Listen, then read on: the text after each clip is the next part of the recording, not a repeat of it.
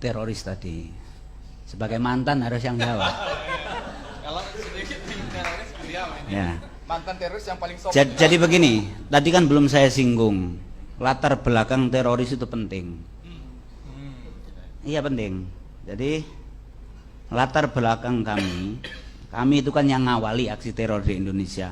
Kami ini adalah penerus Negara Islam Indonesia, NII, yang dulu diproklamirkan oleh Kartosuwiryo tahun 1949. Kami ini pelaku bom Bali itu generasi keempat. Nah, jadi begini, apakah pemikiran itu eksklusif atau dan lain sebagainya, itu menurut saya itu nanti malah membingungkan. Karena pemikiran eksklusif itu apa toh kan gitu. Yang terpenting itu bahwa ini. Nah, kemudian akhirnya meskipun tidak sebagai penerus daripada NII, akhirnya terbawa oleh kami. Perpecahan antara kelompok yang afiliasinya ke Al-Qaeda dengan ISIS itu kan baru saja ketika jihad Irak sama Suriah itu. Nah, adapun masalah ideologi sama sebetulnya. Ada dua prinsip yang dimiliki oleh teroris. Satu, negara Islam. Dua adalah melaksanakan jihad fi sabilillah. Itu saja. Jadi meskipun sekarang ini Indonesia NKRI ini makmur, semakmur-makmurnya lebih daripada Singapura, tetap saja akan ada teroris. Karena yang diinginkan itu bukan masalah makmurnya, tapi yang diinginkan negara Islam dan keinginan untuk bisa melaksanakan jihad fi sabilillah. Nah, warga NU nggak usah resah, karena sampai sekarang ini menurut saya dan yang saya ikuti nggak ada orang NU itu yang terlibat bersama kami, nggak ada. Itu apa toh perbedaannya? Perbedaannya begini. Saya ini madrasah ibtidaiyahnya di Gupi. Gupi itu adalah milik Golkar. Gabungan usaha istilahnya pembaruan pendidikan Islam. Tapi begitu saya kelas 5, akhirnya dijadikanlah Ma'arif. Jadi saya itu sekolah di Ma'arif kelas 6. Ya, Ma'arif. Tidak ada ajaran dari Gupi apalagi dari Ma'arif yang mengarah ke radikal. Ingat bahwa cerita saya itu, saya kelas 5 itu sudah kelas 5 SD Ibtidaiyah itu sudah menurunkan lambang negara Garuda itu. Dari mana ajarannya? Dari kakak saya Mukhlas yang dieksekusi itu, pimpinan bom Bali. Pada waktu itu Mukhlas sekolah di Pondok Pesantren Al Mukmin Ngeruki Solo. Pondoknya Ustadz Abu Bakar Basir. Begitu Mukhlas liburan, saya ini masih kecil sudah diajari bahwa Pancasila ini tauhid. Pada waktu itu presidennya kan Soeharto tauhid. Polisi tauhid, tentara tauhid.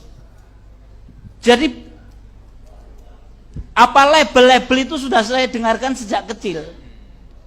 Lah Bapak almarhum itu kan Carik Sekdes.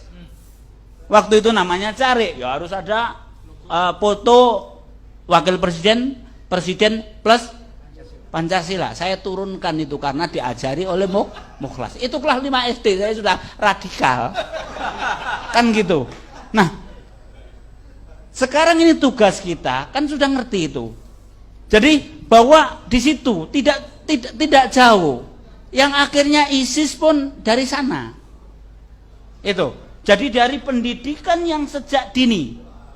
Adapun nanti misalkan dalam perjalanan ada yang comot itu orang yang diantaranya sekarang Arnasan yang bom di mobil itu orang Malimping. Ini dia pernah jadi preman, pernah kasus curanmor, kemudian dia ingin tobat. Kalau tobat ini ketemu orang NU atau orang Muhammadiyah mesti dinasihati, kamu harus memperbaiki sholat kamu, kalau nanti punya duit umroh, kan begitu. Ini kalau normal, ketemu ustadznya nggak normal. Waduh, dosamu ini banyak. Nggak bisa dihilangkan kecuali kamu berada di medan jihad dan mati syahid, ya wis. kan gitu.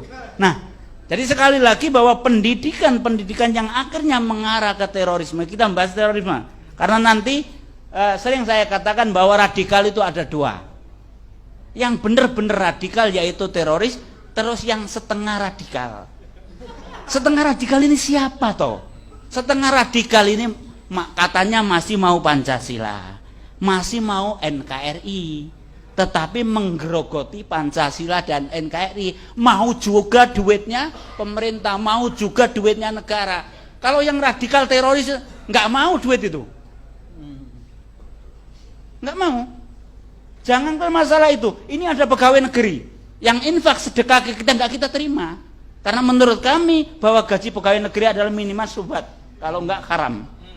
Itu kami. Makanya ini nomor satu radikal adalah teroris. Ada setengah radikal.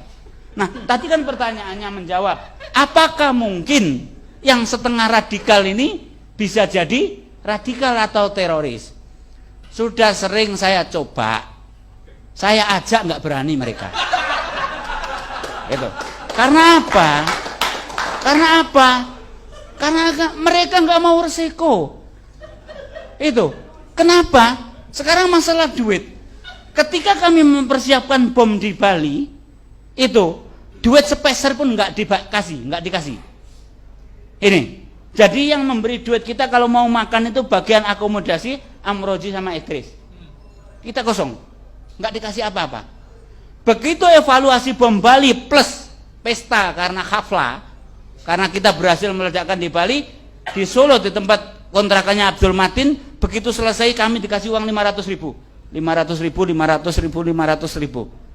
untuk mengantisipasi kalau ada apa-apa. 500.000 dari Lamongan kabur sampai mana? Jadi itu masalah dunia. Untuk radikal teroris nggak ada. Makanya yang setengah radikal itu sering saya ajak, jangan nanggung jadi radikal, ayo gabung dengan kami. Oh, kalau mau gitu rame sudah kan gitu. Itu. Nah, seperti itu. Nah, itu. Jadi itu Mas.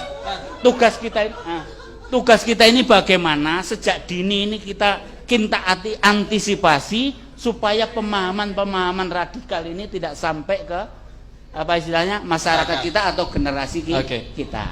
Terakhir buat jenengan ini. Tadi sempat disinggung adanya hubungan antara terorisme dengan iklim politik. Itu benar nggak ada? Misalnya ketika politik berkembang terus radikalisme. Nah, jadi begini. Kalau orang normal itu yang didambakan kedamaian. Tapi kalau teroris yang didambakan adalah kerusuhan. Karena dengan adanya kerusuhan itu kemungkinan akan adanya jabha atau front jihad atau medan perang. Oleh karena itu, saya kasih contoh. Ketika demo 212, mayoritas tokoh alumni Afghanistan itu sudah ada di Jakarta. Itu. Untuk apa? Untuk menunggu chaos. Jadi kalau sampai waktu itu para pendemo tidak sabar terus konslet sama polisi atau TNI, tepuk tangan ini teroris ini. Karena ada medan. Jadi itu yang dimanfaatkan oleh mereka. Jadi untuk supaya ada ini chaos.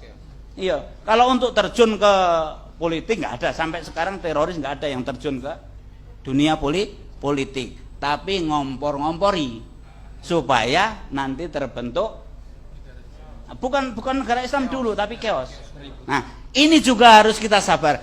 Oleh karena itu begitu saya ditangkap pertama kali, saya sudah sampaikan ke Mabes Polri waktu itu yang nangkap saya, jangan sampai terjadi peristiwa Ambon sama Poso.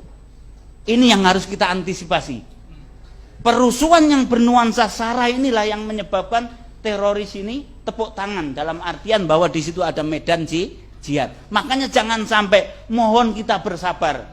Lintas agama ayo kita bersabar, jangan sampai ada kerusuhan yang seperti itu. Nah, ini harus ditokohi oleh NU karena NU itu sudah dekat dengan semua agama.